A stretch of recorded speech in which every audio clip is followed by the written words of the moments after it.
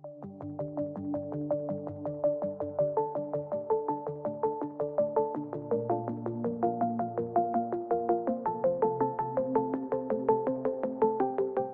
students, welcome to the answer writing program. Today we will be discussing two questions on public or the civil services value and ethics in public administration and one question on current affair. So let's take an overview of all the three questions. First question is related to social accountability and how this tool is considered as a more effective tool or the mechanism than the conventional method of extracting accountability. And the second question is related to the international funding and the ethical issues related to international funding. These are related to ethics GS4, and one question is related to current affair, that is the third one, and this question is related to the loss and damage fund which has been established in COP 27. So let's start with the first question. The first question says that social accountability is considered a more effective mechanism than the conventional method of extracting accountability. Do you agree? Justify. And this is a 10-marker question. So the question is saying that the social accountability is more effective mechanism than the conventional method. So for this, we should know what is social accountability, what is the definition of the social accountability, and what are the conventional methods of extracting accountability. Accountability means the responsibility of the actions of the government or the public officials towards the citizens, towards the citizenry group. So, social accountability is when the accountability is relying on the civic engagement or the people's participation. So, this is social accountability, and the question is demanding that we have to tell that how the social accountability is considered as a more effective tool than the conventional method of accountability. Conventional method of accountability like via judiciary, via media, via governmental or the autonomous bodies like CAG, CVC, CBI, Lokpal, etc. And also via third-party agencies who do some audits of the governmental accounts or the governmental agencies. So, this way you can start the introduction by giving the definition of the social accountability and the tools or the methods of the conventional accountability. Let's move to the body part.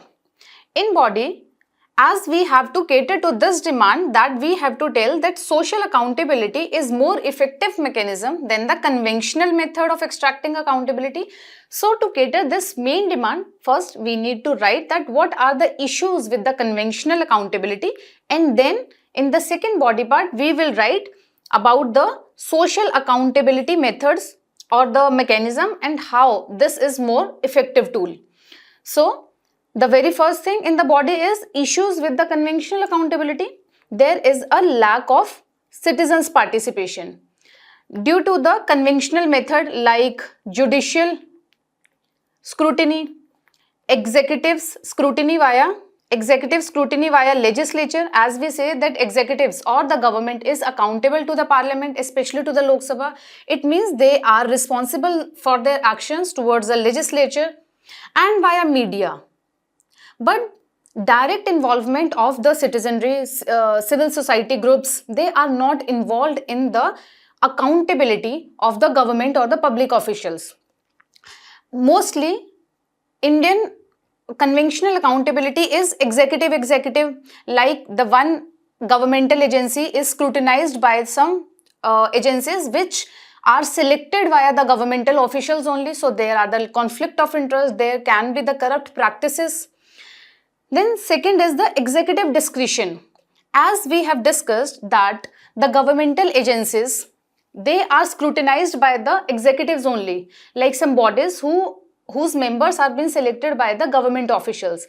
So it's up to the executives or the government officials' discretion that they want to take up the actions against the complaints or reports what has come up in the officials' scrutiny. So it's up to the executive discretion whether they want to take action against the public officials or not. Then comes the poor grievance redressal mechanism. As the citizen is not empowered, they do not have the say in the decision making or the developmental process, they are less aware about their rights, also about their constitutional rights. So when they do not demand anything from the government that okay, this is our right and you have to fulfill it, and from the governmental side also there are the very poor or the absent grievances redressal mechanisms. So these are the issues with the conventional accountability methods, like inaction of the CVC or the Lokpal. There are no stage for the grievance redressal mechanisms. So this results into the poor governance or the inefficient developmental processes. Then comes the policy ineffectiveness. When there is no citizens' feedback in the decision making process of the policies, of the schemes, government will not actually know that what the people demands. They do the helicopter approach and they come up with the schemes or the policies that are dependent on the felt basis, not rather than the demand or the actual needs basis. So due to the absence of the citizens feedback in the policy making, implementation and the monitoring of the policy implementation, so there are very inefficient or at the inefficiencies in the policy implementation or the policy ineffectiveness would be there. Then comes the how social accountability is more effective. Means what are the differences in the social accountability versus conventional accountability. In social accountability, it gives or it empowers the citizen to exercise their constitutional right to participate in decision making process. Now the citizens can take part in the decision making process, in the policies making, in the law making, in the guidelines and whatever the schemes have come up. They are now aware that this is our right, this is what we demand, we can convey to the government via some audits, via some feedback. Now government will inculcate all these things in the policy making process. So it empowers the citizen. Now they know their rights, like via citizen charter also. Then it raises awareness about the laws and the different outlooks or the perspective of the different governmental policies. Next is the grievance redressal. When the citizen is empowered, when the citizen is aware, then the citizen can convey to the government that this services is not being delivered to that person. So the person can demand the services or the public services from the government in the time-bound manner, and the government has to redress the grievances in the particular prescribed time-bound manner. Then improved governance. When the citizen is involved in the decision-making process, in the policy making, implementation, monitoring, every time there is a loop between the government and the citizen, and the continuous feedback is coming from the citizen and going to the government. So it helps in the better delivery service. It helps in the more targeted delivery. Whatever the people exact demand, they can ask the government. So it helps in the better delivery of the services, and this improves the governance process. You can quote as many examples as you can, like you can quote the example of social audit in the Manrega, citizen charter, planning, participatory planning processes. You can give examples of these things. Then finally comes the conclusion. In conclusion, you can write the summary that we have to increase or promote the accountability of the government officials for ensuring good governance, and the social accountability is the more efficient tool for that. So in summary or in conclusion, you can summarize your answer. Let's see the model answer. First, starting with the definition, then conventional means of accountability, what are the issues with the conventional accountability, and how the social accountability is more effective tool than the conventional accountability. And finally, concluding the answer by quoting some example like social audit in Manrega. Let's move on to the second question. International funding is crucial for the rapid growth of developing and underdeveloped nation, but it comes with its own threats. It means the question is saying that the international funding is required for the development or the growth of the developing and underdeveloped nations, but it comes with some threats. We have to examine the ethical issues involved in such funding. Also, suggest a functional ethical framework to make such funding more sustainable. We have to examine the ethical issues in international funding, and we have to suggest the measures or the ethical framework. So this is our question. So in introduction, you can start with the context based. Whatever the question is saying, that the question is setting the context that international funding is required for the development of the developing and underdeveloped nation. But recently there are stances that the international funding has come up with the objectives that have the ethical issues involved. So you can start with this. You can write the importance of the funding, that due to the lack of resources, financial resources, economic resources, and to accomplish the developmental aspirations, international funding is required. And you can also quote some example where the ethical issues have been come up on the surface that has connected with the international funding, like China's debt trap policy, checkbook policy, and also you can quote example of the dollarization or the dollar imperialism. You can give some examples in the introduction. Then move on to the body part. We have to write some ethical issues concerned with the international funding. The very first concern or the ethical issue is the inequality and the exploitation. When there are the power imbalances between the developed and the underdeveloped or the developing nation, there are the stances of inequality and the exploitation by the rich or by the developed country. They give loans or the funds on some conditions, like you can quote example here that China has given the loans to Sri Lanka, and now due to non-repayment of the loans or the interest and the principal to the China has taken away the territorial rights of the Hambantota ports. So this is the exploitation of the Sri Lanka by China. Next is conditional funding. When the loans or the funds come up from the donor to the recipient country, it comes with the conditions, and it takes away the rights to take decisions in their developmental agendas or the prospects. It takes away the rights, the opinions, their say in the decision making process. Now they have to go with the donors' whims and fancies, and whatever their interests are, they have to align their interest according to the donor's interest.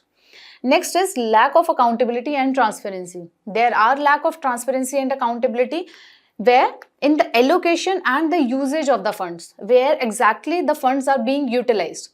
For example, India is giving loans to some African nation, and where that African nation is using the funds, there is no some particular mechanism or the framework for the accountability and the transparency. Next is proliferation of the monoculturalism. Sometimes international funds come up to spread one culture in the recipient country, and they do not bother about the indigenous culture or the values and the concerns of that particular nation. Next is dependency on the foreign aid. When the country or some recipient countries starts taking donations or international funding, they start relying on making dependencies on the external funding, and they do not take measures for the sustainable development or the sustainability of their funds so as to take out the socio-economic processes in their own country. Next is funding to the NGOs. Sometimes we have seen that the international fundings to the NGOs, they are being used or they are being alleged as to use against the public interest or against the government of that particular country. Like in the case of India only, we have seen that in many particular cases, international funds are being misutilized to destabilize the government, to promote the social disharmony, and also sometimes this international funds impact the national security. Like Pakistan, ISI, they fund the terror outfits or the terror groups they promote the terror activities in India. So they promote the social disharmony, tries to destabilize the government. So these are some ethical issues, concerns in the international funding. Next is the ethical framework for the sustainability of the international funding.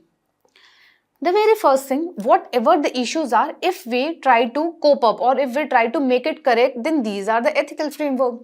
Likewise, we have said that ethical issue is they do not have the transparency or the accountability. So for this, the ethical framework would be if we try to maintain the transparency and the accountability between the donor and the recipient, and also between the recipient and the beneficiaries of that fund. Between the different stakeholders, there should be proper accountability, and there should be some framework that, okay, this way we are taking the loans and this way we will be using. There should be some standards. Then next comes the ethical partnership.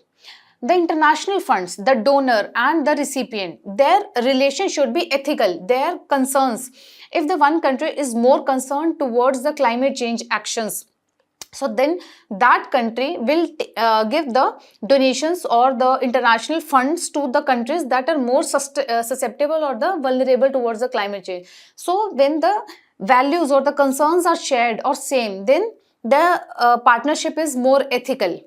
So also in international funding, the donor country has to respect the autonomy and the sovereignty of the recipient country. It tries to avoid the imposition of the conditions or the conditionalities to usage or the allocation of the funds. Next is the donor country has to abide by the local laws also. Like example, in the case of the domestic NGOs also, they have, if they are taking the foreign funding, they have to abide by the ED's laws. They have to regulate themselves according to the FCRA guidelines, etc. And finally, if we have to maintain the ethical standards for the sustainability of the international funding, because these are the requirement of the time, so we need to make some international law. There should be some international standards or the international framework, that this is how this framework should be there when the international funding is giving or going from one place to another. Then that will be standardized, more institutionalized, so that makes the more ethical framework for the international funding. Next comes the conclusion. Conclusion is, we can write that international funding is a requirement due to some changes, due to climate change, environmental issues, developmental prospects, due to the rich and the poor disparities. So international funding is required for the developmental aspirations, but there should be the ethical considerations in the international funding. So despite the noble intentions behind the international funding must be ethical. It shouldn't just be like this in the sake of something illegal or something taking away the autonomy and the sovereignty of the recipient country. It shouldn't be like that. So this way our second answer is completed. Let's take the overview of the model answer. International funding, some example, then ethical issues involved in the international funding, then ethical framework to make funding more sustainable, and finally conclusion. Let's move on to the third question. Explain the concept of loss and damage in the context of climate change. Also highlight the significance of loss and damage fund in addressing injustice from the climate crisis.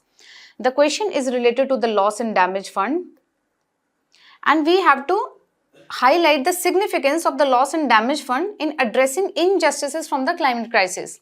First, in introduction, we can write about the loss and damage, what the loss and damage is, and what this fund is, and where it is established, and what it is aim and the purpose. So the loss and damage, it means the losses and the damages. It means the negative consequences due to the unavoidable risks of the climate change, like extreme weather events, prolonged heat waves, prolonged cold waves, wildfires, cloudburst, extreme weather events like bushfire. So these are some extremities due to the climate change, like the acidification of the oceans, crop failure, agricultural destruction, land alienation. These are some damages due to the climate extremities, and these are estimated. The economic cost of these losses and the damages is estimated to be $290 billion, approximately to $290 billion to $580 billion annually by 2030 in the developing countries alone. So, this loss and damage fund has been established at COP27 Sharm el-Sheikh, and it aims to provide the financial assistance to the countries or the nations that are more vulnerable and susceptible to the climate change extremities, so that they can rebuild their infrastructure, so as they can take some measures against the climate change. So this is the introduction. Move on to the body part. The question is asking about that how this loss and damage fund helps in addressing injustices. So first we need to write what are the injustices. Injustices means, or the dimensions of the injustices means, there are some disparities between rich and poor, between the island nation and the continental nation, between genders, between the areas, between the spatial and the timely manner. So there are some dimensions of the injustices of the climate crisis. The very first thing is the geographical disparities. There are some low-lying areas or the coastal areas that are more vulnerable to the climate change, like due to sea level rise, due to the seawater incursion in the coastal areas, due to the vector-borne disease in the low-lying areas. So there are the geographical disparities. Next comes the economic disparities. Economic marginalized groups, vulnerable groups, they have the limited resources. They do not have such infrastructure to tackle or to adapt to the climate change. Then comes the social inequities. People migrate from the low-lying areas to the hilly areas or the upper range areas. There are the marginalized groups from the drought-prone areas. They are migrating towards the more safer zones. Then due to the disproportionate burdens on the female to collect the water, to take care of the families, so female children drop out from the schools. They have the responsibility to collect water. So in the drought prone areas, they have the disproportionate responsibilities or disproportionate impacts of the climate change. Then comes the health disparities, like the farmers who are working in the heat stressed region, they work in the flood prone areas, so they have the disproportionate impact of the climate change, like the women has to bear the more brunt of the climate change. So there are inequities in the, or the injustices due to the impact of the climate change.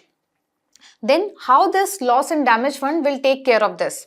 First, this loss and damage fund, it means the financial assistance. This will provide the immediate relief and recovery, and also the long-term sustainability. It tries to support the long-term sustainable measures to tackle the climate change. The very first thing for the immediate relief is the emergency response funding.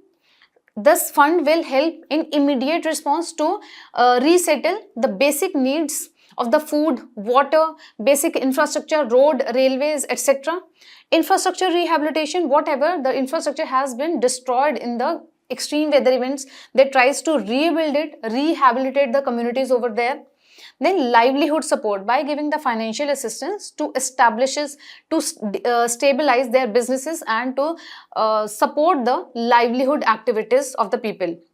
Then comes the long-term sustainability. How this fund will help in long-term sustainability?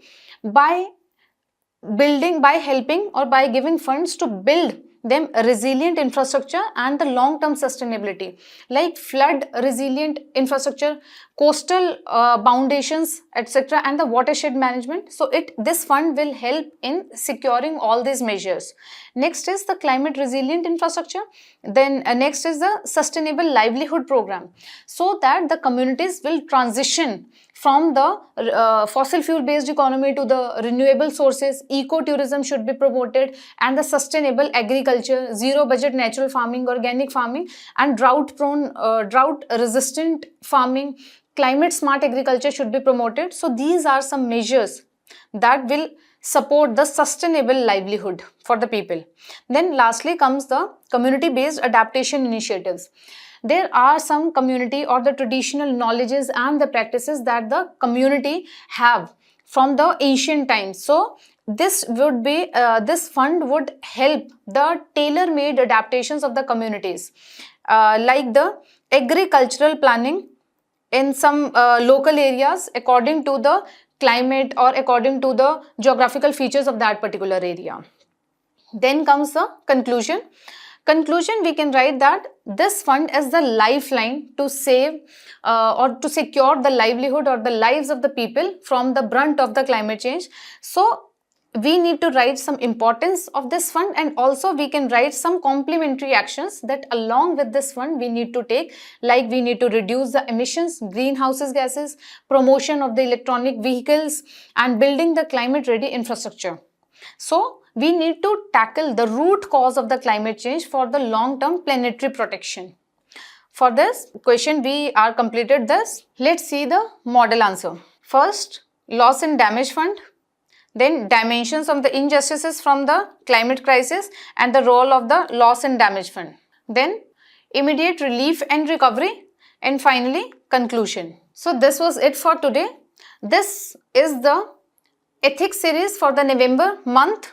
We will complete approximately 12 case studies in this November month, and we are taking 3 questions every day, 5 days a week, and you can write these answers on this website or on the Vajiram portal, and you can take help from the video discussions and the PDF of the model answer, which is in the description of the videos.